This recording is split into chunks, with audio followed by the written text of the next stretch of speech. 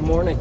It is Friday, February 23rd, 9:05 in the morning. I am leaving my first job, which was a maintenance on a Bosch Green Star unit that we installed in 2022.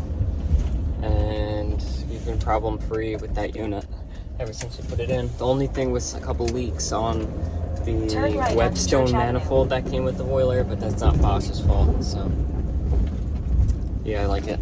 That one's been running fine, and the only issues we've had regarding external components. At the stop sign, turn left onto Ibsen Street. I'm headed to my second job of the day, which is a Badaris that is reading P01, probably H72, which is pressure issue. Could be that there's no pressure, or it could just be that the pressure sensor has failed. I do keep the pressure sensor for this boiler in the van due to how often they go bad. But this customer has had nothing but issues with her Badaris unit. And we just recently replaced the U-Book control, which is the main control for the unit, and it is so expensive. It's like $2,000. And that night, the U-Book control failed again. So we replaced it at the stop like sign, the following turn day. right onto Howard Avenue. Then turn left onto Ibsen It's now Street. been like a month, I think, since we've been there. But the unit's fairly old, and we've given them the option for replacement. Especially when we did the U-Book control, they didn't want to do it, and then after doing the U-Book control, they regretted not doing it. So it's a big boiler system. It's a big house. They actually have like an upgraded gas meter to supply it with enough gas, but we'll see what's going on there. Okay, so I just manually switched this to read the pressure. It wasn't giving us an error before, or today. The pressure is at about 20 PSI. Right there. Doesn't really want to focus, but we're at about 17 or so PSI. And let's see, our pressure reducing valve is right here, and it is open to feed the system. So, where does it feed? Up and over and down, right into here, where this expansion tank is. Interesting.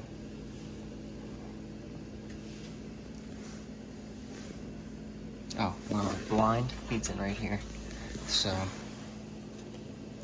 I don't think that we had an actual issue with the pressure. I think if anything, it was the sensor. I would hope it's not the U-Book control again. That'd be nuts. So, yeah, we'll see what happens. At the stop Okay, I sign, forgot to record, turn but right I onto just Woodrow swapped out the Boulevard. pressure sensor. I talked it over with the homeowner, and I said, you know, it's a common issue. I'd rather do that than do nothing, since there's no issue showing up. It's really hard to get any like useful information At into the these next boilers, light, turn left. which is annoying. It's like, I guess because they're not really seen, there's like not much technical support for them. We have the direct guy at Bosch, but even then you can only look at so many things in the parameters and menu, and he basically just gives us his advice based off of his knowledge and experience with the units, which is usually very good. That's why I keep this pressure sensor stocked in the truck, because every time he's like, yeah, these sensors go bad all the time. You're better off just replacing them. So At the light, turn left onto yeah, Pearson I'm headed to Boulevard. get gas now for the van. I have nothing currently in the schedule, so I'm not sure what I'll do. Neatened up the van this morning, so I can't do that. But we'll see what happens.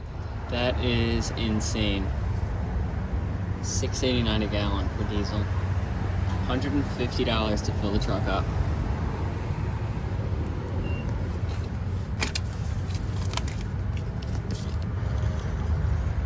Where's my receipt? This was already in there. Okay, so since I don't really have much to do, I'm gonna take this motor apart. Because we've been melting down copper into bars and brass. But Mike's gonna see how much copper is in this motor Let's see if I can set the phone up right there. Yeah, that works. And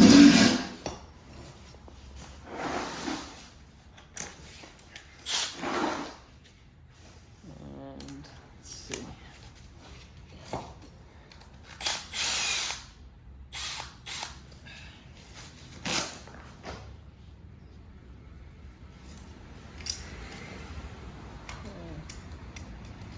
Build that nut. And there's one bolt.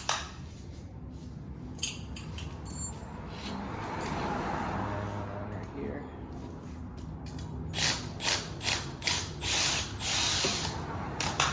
Oh, there's water inside.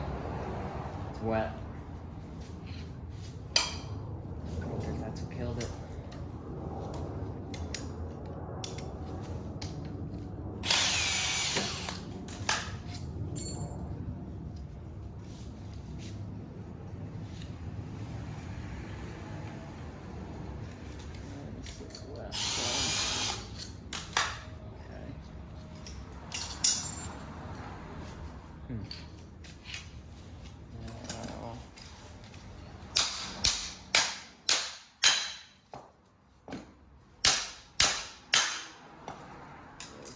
Separating.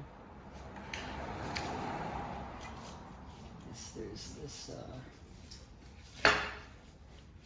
bearing or whatever right here. This one kind of pop the motor out. Almost. Let's see. I think I can pull this out.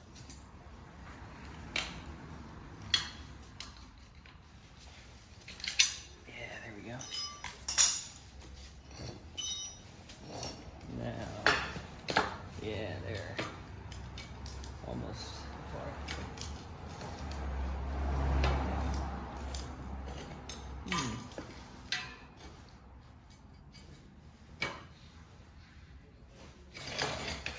Well, I should be able to.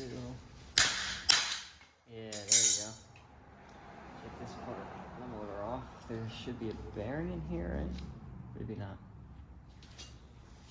Maybe it's just like one of those, not a bearing with wheel, but like the sleeve bearings for like what should I call it? A piston cylinder. Oh, maybe some sort of set screw on that. Yeah, there is.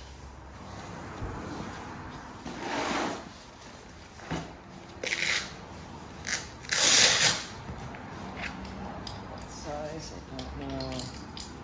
I'm gonna go with this blue one. Looks like I am right.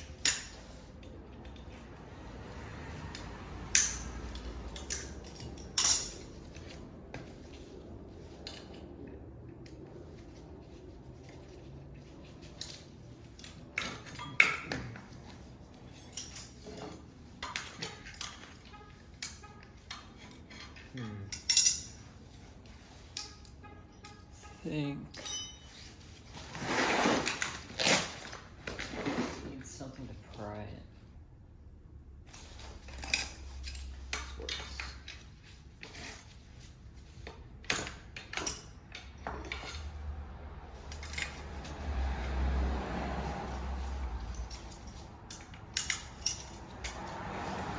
Spin that shaft. There we go.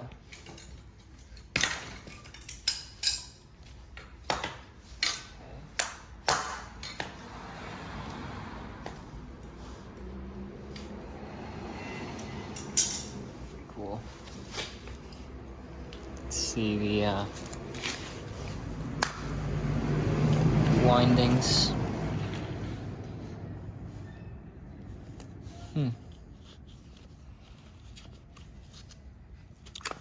What about this side? Oh, there we go. Wow, that's awesome.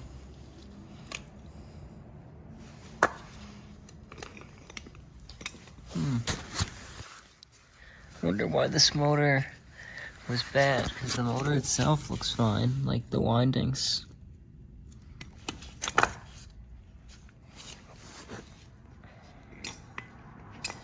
else seems to spin freely. But yeah, pretty cool. And then we'll chop out these windings. I'm not sure what the most effective way to do that's gonna be, but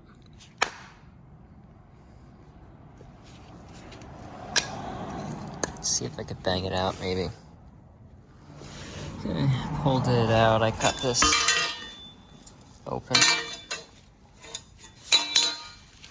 And now I'll just cut along these, pull all the copper out. Now I'm confused. Covered in all this silvery dust. There's silver. Is it aluminum wires? It seems odd.